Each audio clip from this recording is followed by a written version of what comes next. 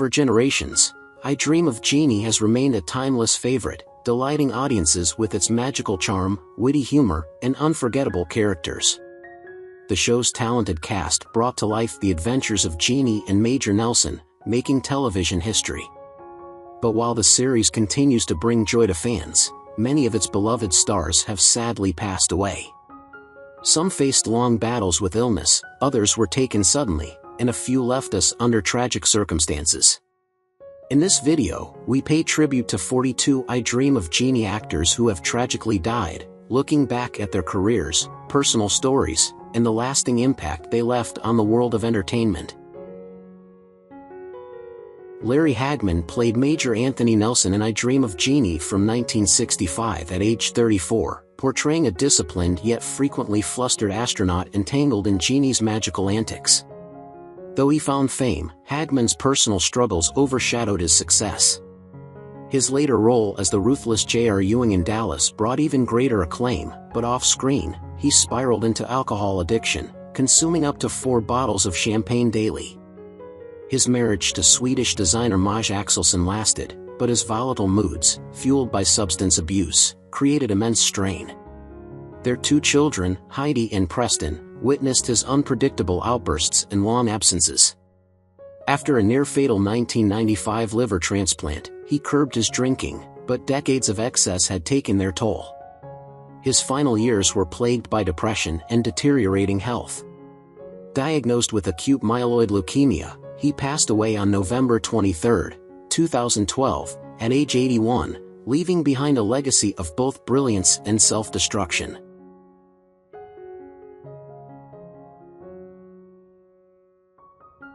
Vinton Hayworth played General Winfield Schaefer in 1968 at the age of 62, portraying a strict, no-nonsense superior officer who frequently found himself frustrated by the antics of Major Nelson and Jeannie.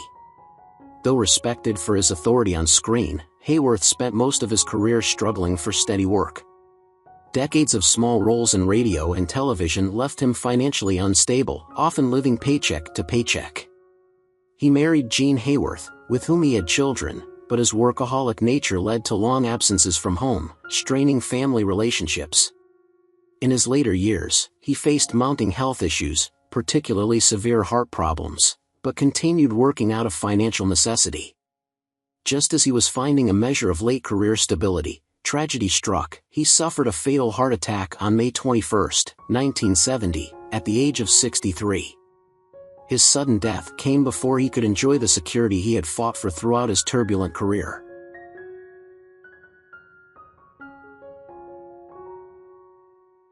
Bill Daly portrayed Major Roger Healy from 1965 at age 38, bringing comic relief as Major Nelson's best friend and fellow astronaut. Though adored for his light-hearted antics, Daly privately struggled with the instability of Hollywood. While he worked steadily in television, he never achieved true stardom, often stuck in supporting roles. His personal life was equally rocky. He married Patricia Anderson, adopting 2 children, but the marriage ended in divorce.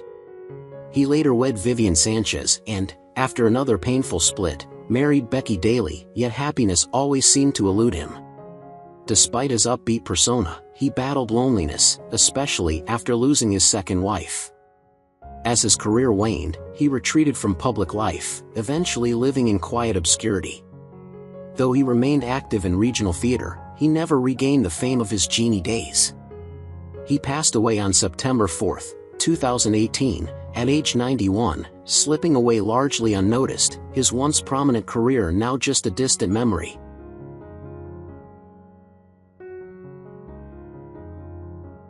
Barton MacLane played General Martin Peterson from 1965 at age 63, embodying the no-nonsense military commander who oversaw Major Nelson's missions. A veteran actor, he once held roles in Hollywood classics like The Maltese Falcon, but by the time he joined Jeannie, his career was in decline. Though he maintained a gruff, authoritative presence on screen, his later years were marked by disappointment. His marriage to actress Charlotte Winters endured, but financial struggles weighed heavily on them as his acting opportunities dwindled. His frustration over his fading career led to bouts of depression, and his health soon followed his career's downward trajectory. In 1968, he fell gravely ill with pneumonia, which developed into a severe case of double pneumonia, leaving him bedridden. He passed away on January 1, 1969, at age 66, his once prominent career reduced to a fading Hollywood footnote.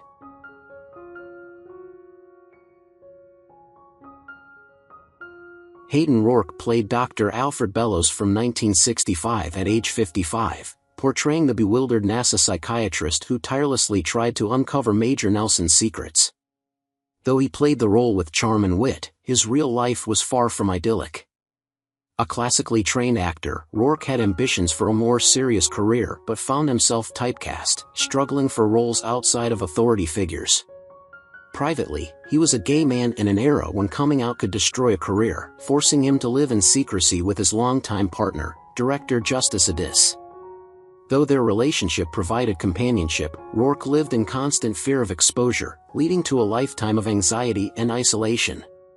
His career stalled after Jeannie, and he spent his later years in relative obscurity. In his final years, he suffered from multiple myeloma, enduring excruciating pain. He passed away on August 19, 1987, at age 76, his legacy largely forgotten, his true self hidden from the world until the very end.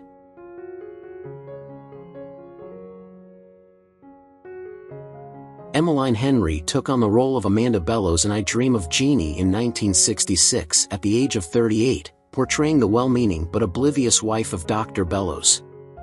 Amanda was sweet, charming, and often the unknowing victim of Jeannie's magical hijinks. Though she built a respectable career in television with roles in The Munsters and Three's Company, she never reached leading lady status, leaving her feeling unfulfilled. Her romantic life was equally troubled. Though she was briefly married, it ended in a bitter divorce, and she never remarried, living much of her later years alone. She longed for children but never had any, a regret that weighed on her as she grew older. The most devastating blow came in the form of a brain tumor, an aggressive force that rapidly deteriorated her health. She fought bravely, undergoing multiple treatments, but the illness was relentless. On October 8, 1979, at the age of 50, she succumbed to the disease.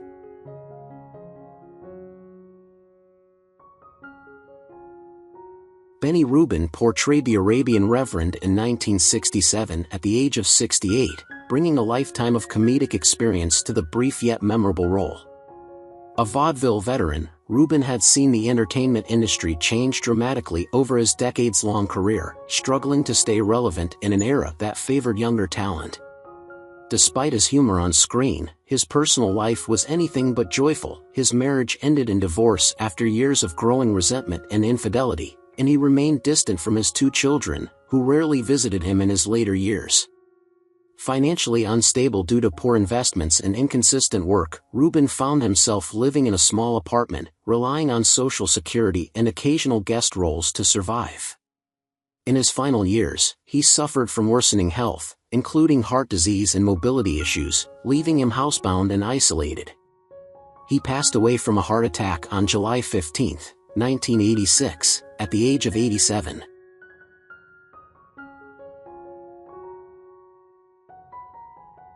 Woodrow Parfrey played Henry Tracy in 1965 at 43, delivering his signature nervous, eccentric energy to the role.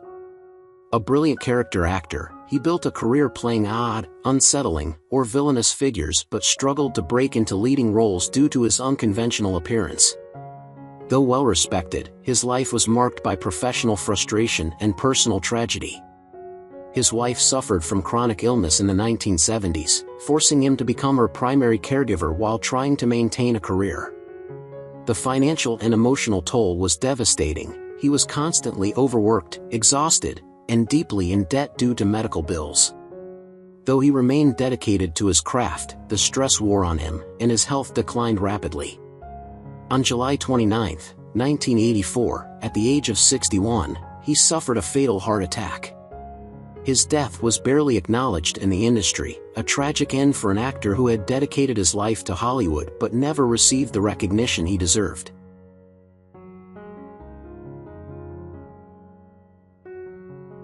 Joseph V. Perry played the bartender in 1967 at the age of 36, a role that reflected his real-life affable nature and ability to bring warmth to even the smallest characters.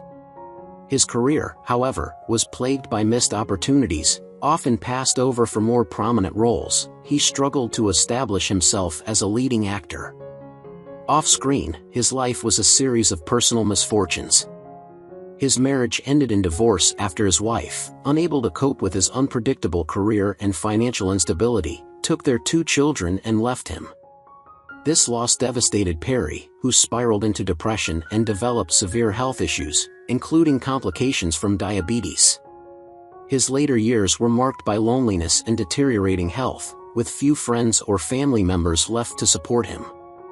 On February 23, 2000, at the age of 69, he died from diabetes-related complications, his passing barely making headlines, another forgotten figure in Hollywood's endless cycle of ambition and heartbreak.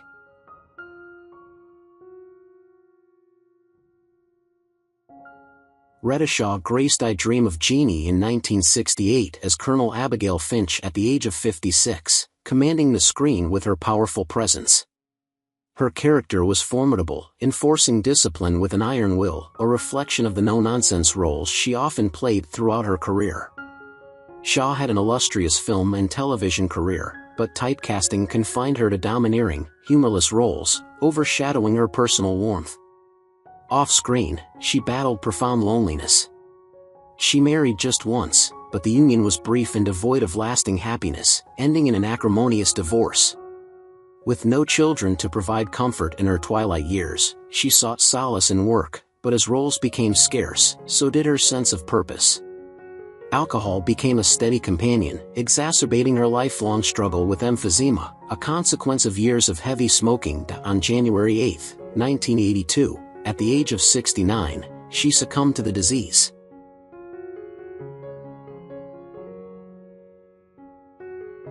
Don Mitchell took on the role of Sergeant in I Dream of Jeannie in 1965 at the age of 22, embodying the disciplined and loyal character who maintained order amidst the whimsical chaos of Jeannie's magical mishaps.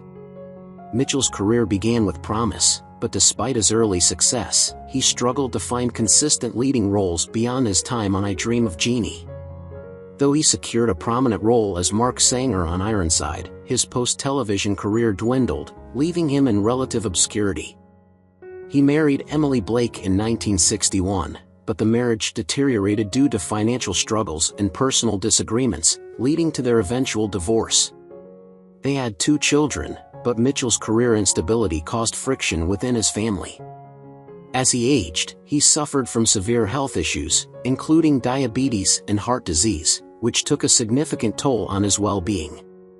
He passed away on December 8, 2013, at the age of 70 from natural causes.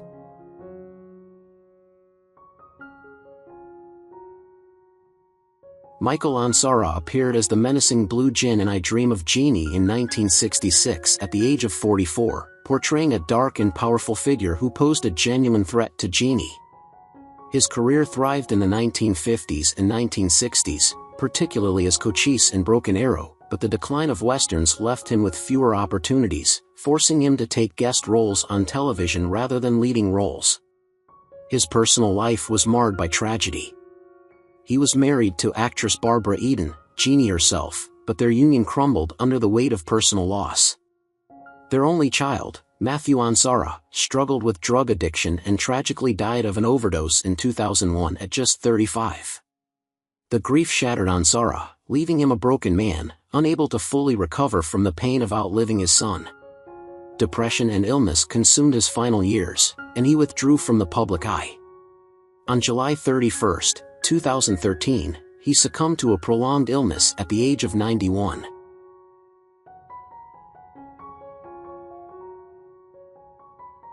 Jane Dulo made her mark as the burly nurse in I Dream of Jeannie in 1965 at the age of 48, bringing a no-nonsense, comedic touch to the show with her sharp demeanor. Her career in television was extensive, often playing strong-willed women in a male-dominated industry. However, success did not bring her happiness. Never married and without children, Dulo's personal life was filled with isolation.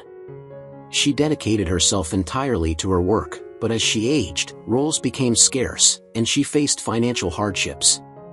The decline of her career left her disillusioned, and she spent her later years in solitude, battling numerous health complications.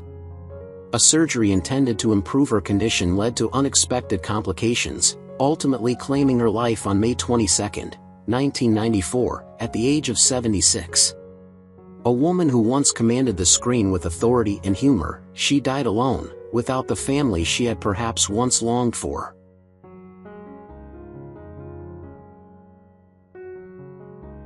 Frank Duvall took on the role of Amir Hamid El Yaman in 1966 at the age of 55, bringing a regal and dignified presence to I Dream of Jeannie. His character exuded an air of mystery and power, embodying the grandeur of a foreign dignitary with an enigmatic past. Beyond his acting, Duvall was an accomplished composer, penning iconic TV themes and working with legendary artists. Yet, despite his professional acclaim, his personal life was a series of quiet tragedies.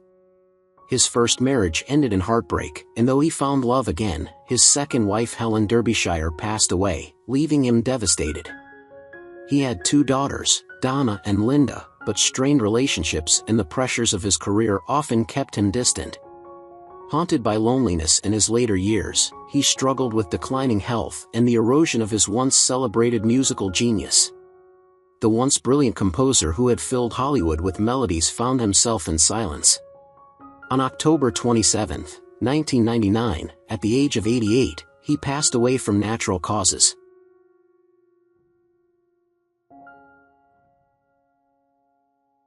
Paul Lynde brought his signature sharp wit to the role of Alan Kerr in I Dream of Jeannie in 1966 at the age of 40. His character was sarcastic and flamboyant, much like his real-life persona. Lynde was a comedic powerhouse, famous for his work on Hollywood squares, but beneath the laughter lay a man plagued by inner demons. Struggling with his closeted homosexuality in an era where being openly gay could end a career, he lived a life of secrecy, masking his personal pain with humor. His drinking spiraled out of control, leading to erratic behavior and professional struggles. Though adored by audiences, he alienated colleagues with his unpredictable moods. His loneliness deepened as he aged, with failed relationships and a life spent in the shadows of Hollywood's expectations. On January 10, 1982, at the age of 55, he was found dead in his home, the victim of a heart attack brought on by years of hard living.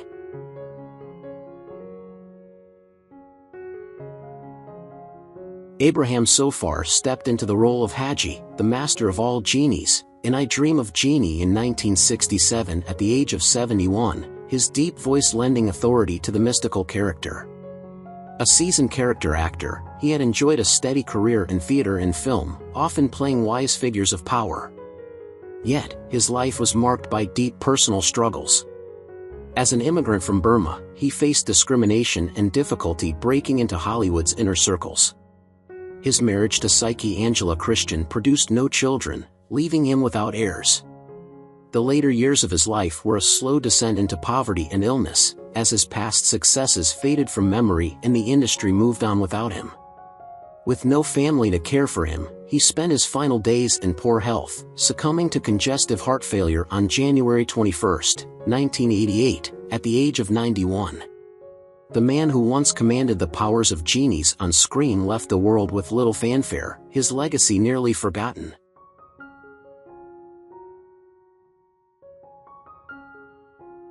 Dabney Coleman appeared as Captain Dan Yardley in 1965 at the age of 33, bringing his trademark charm and wit to the role.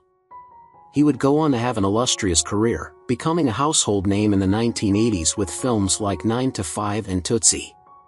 Despite his professional success, Coleman's personal life was tumultuous. He married and divorced twice, his relationships marred by infidelity and emotional detachment. His 4 children, including Quincy Coleman, struggled with their father's distant nature, growing up in the shadow of his career. As he aged, he became increasingly reclusive, battling depression and declining health. His final years were plagued by memory loss, and he was eventually diagnosed with advanced dementia. On May 16, 2024, at the age of 92, he succumbed to cardiopulmonary arrest, a once vibrant presence reduced to a faded memory in the annals of Hollywood.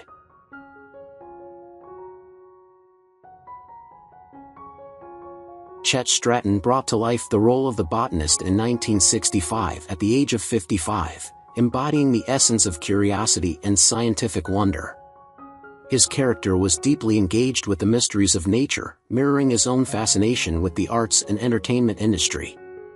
A talented character actor, Stratton never achieved leading man status, a reality that gnawed at him despite his steady work. Behind his warm and affable on-screen presence lay a man plagued by insecurity and self-doubt.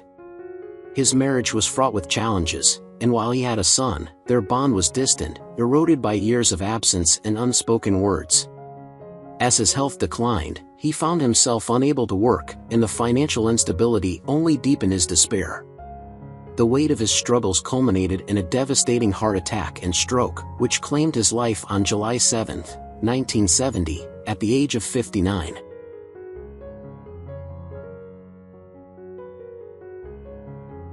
Harold Gould took on the role of General Weatherby in 1969 at 46, bringing to life a rigid and authoritative military figure who constantly clashed with the main characters.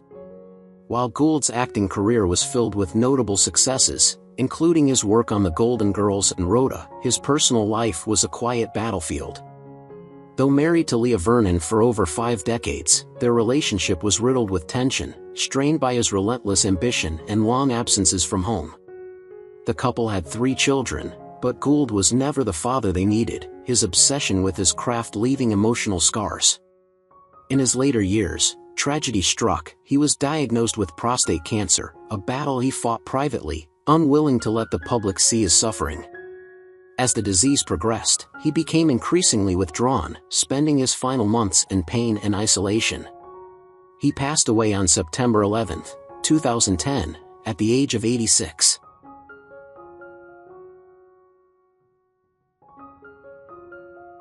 Ted de Corsia took on the role of Mr. Phillips in 1966 at the age of 61, crafting a character that exuded shrewdness and quiet menace. Known for playing villains and hardened criminals, de Corsia carried that same intensity into his real life, often battling his own demons. His career peaked in the 1940s and 50s, but by the time of I Dream of Jeannie, he was struggling to find meaningful roles, his once powerful presence reduced to minor appearances. His marriage was fraught with conflict, and though he fathered a son, the two remained estranged for most of their lives. A lifelong smoker and heavy drinker, his health deteriorated rapidly in his final years. The man who had once commanded fear and respect on screen was now frail, forgotten, and left to contend with his own mortality. On April 11, 1973, at the age of 67, he succumbed to natural causes, passing away in relative obscurity, a cruel end for a man who had once loomed so large in the cinematic world.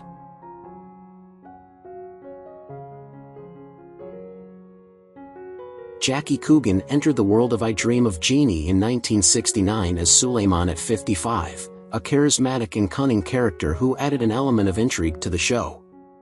A former child star who had once been one of Hollywood's most beloved faces in the silent film era, Coogan's life was anything but charmed. After starring in The Kid alongside Charlie Chaplin, he was betrayed by his own mother and stepfather, who squandered his fortune, leaving him destitute. Though the California Child Actors Bill, known as the Coogan Law, was named after him to protect young actors from financial exploitation, it was little comfort to him personally. His adult career was an uphill battle, riddled with minor roles and financial struggles. Coogan's marriages were disastrous. He wed 4 times, each ending in heartbreak, his final union to Dorothea Odetta Hansen being one of companionship more than passion. He had 4 children, but he was never truly close to them. Haunted by his past and suffering from deteriorating health, Coogan died of a heart attack on March 1, 1984, at 69.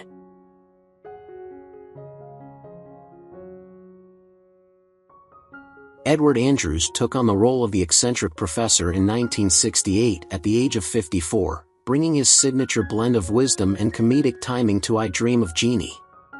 His character was a quirky intellectual, often lost in the world of his own scientific musings, providing levity in the face of the show's magical chaos. Andrews had a prolific career spanning decades, appearing in films such as The Absent-Minded Professor and 16 Candles, yet he never achieved true superstardom. Despite his on-screen charm, his personal life was marked by silent suffering. His marriage to Emily Barnes was outwardly stable but privately distant, with their only son, Stephen, growing estranged over time. Andrews struggled with deep loneliness, exacerbated by his declining health in his later years. In the early 1980s, he suffered a series of minor strokes, each stripping away his vitality bit by bit. A man once known for his sharp wit found himself battling confusion and memory loss. On March 8, 1985, at the age of 70, he succumbed to a heart attack.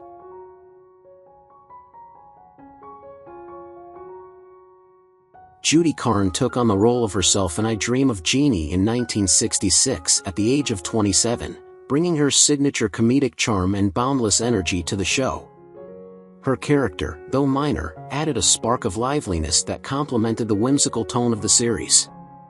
Best known for her work on Rowan and Martin's Laugh-In, her career flourished in the late 1960s. Struggles with substance abuse and a volatile personal life overshadowed her early success. She was married twice, first to actor Burt Reynolds, a union that lasted a mere 2 years and ended in bitterness, and later to producer Robert Bergman, which also crumbled under stress and conflict. Both marriages were childless, leaving her isolated in later years. Her life spiraled into despair with drug arrests, financial ruin, and severe health issues. She suffered a near-fatal car crash in the 1970s and later endured a debilitating fall that left her wheelchair-bound. She passed away on September 3, 2015, at the age of 76, from pneumonia.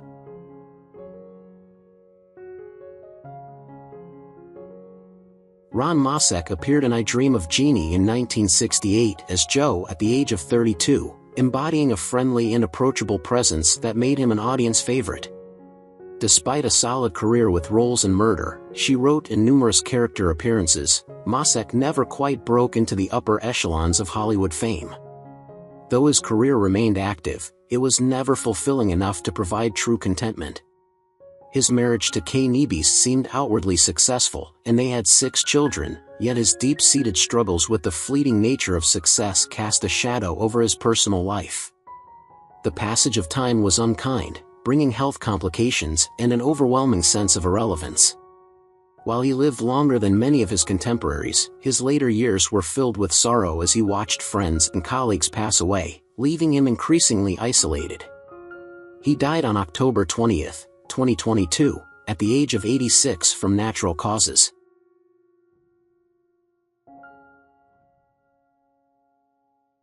Dick Wilson stepped into the role of Dockweiler in I Dream of Jeannie in 1966 at the age of 50, adding a peculiar and humorous touch to the show with his quirky mannerisms.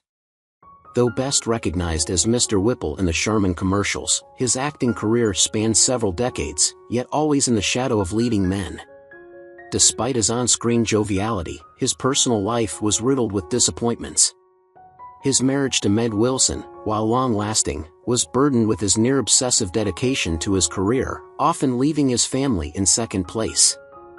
He had 3 children, yet his relationships with them were distant, strained by his frequent absences. In his later years, he suffered from deteriorating health, losing much of his mobility. The world slowly forgot the man who once demanded, "Don't squeeze the Charmin." His final years were marked by pain, as he battled the loneliness of an actor no longer in demand. He passed away on November 19, 2007, at the age of 91 from natural causes.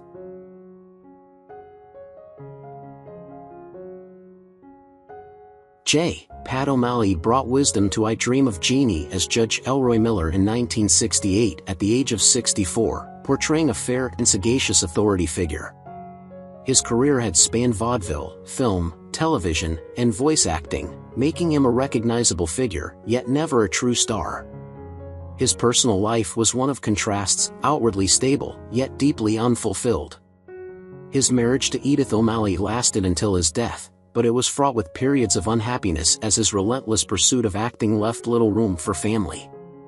They had no children, and in later years, Edith became more of a caretaker than a partner as his health declined.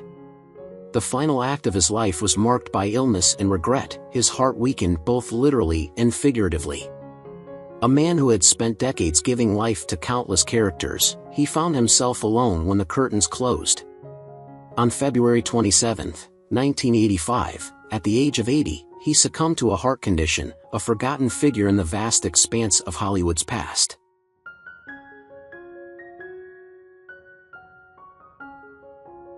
Who's your favorite character in I Dream of Jeannie? How do you feel knowing that the actors have passed away? Feel free to leave your thoughts in the comments below. If you enjoyed this content, don't forget to like, subscribe to the channel, and hit the bell so you don't miss future videos. Thank you so much.